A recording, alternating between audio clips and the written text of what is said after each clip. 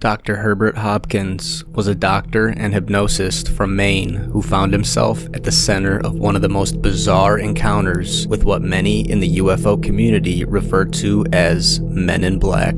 This incident, which took place in 1976, has become a staple in UFO folklore due to its peculiar details and the implications it holds about government secrecy and extraterrestrial interactions. One evening, in September 1976, Dr. Hopkins was at home alone when he received a phone call from somebody claiming to be from a UFO research group in New Jersey.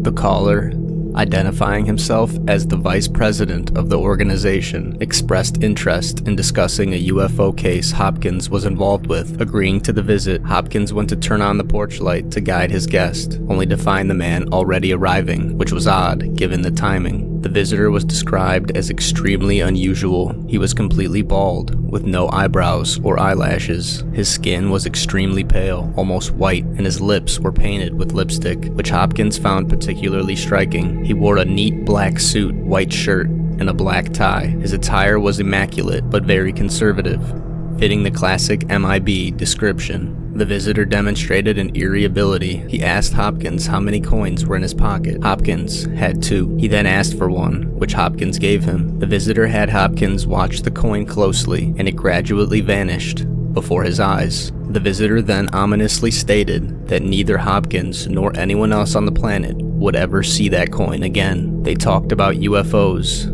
but the visitor's speech began to slow down, suggesting he was losing energy, which added to the strange atmosphere of the encounter. After a while, the visitor stood up, stating his energy was low and he needed to leave. He exited the house in an awkward, robotic manner, and once outside, he was seen walking towards a bright light in the driveway. The incident left Hopkins deeply unsettled. Reflecting on it, he realized there were no tire tracks or evidence of a vehicle that could have brought the visitor to his home so quickly after the call. The visitor had also asked Hopkins to destroy all his records related to UFO research, which Hopkins felt compelled to do, although he later regretted this action. The encounter had a significant impact on Hopkins' life. He became more cautious about his UFO research, and the story of his encounter spread, becoming one of the most cited Men in Black incidents in UFOlogy. Critics view the story as a fabrication or an elaborate hoax. They question the lack of concrete evidence and suggest psychological explanations or misinterpretations. For believers in UFOs, the story is often cited as evidence of government or alien surveillance and intimidation tactics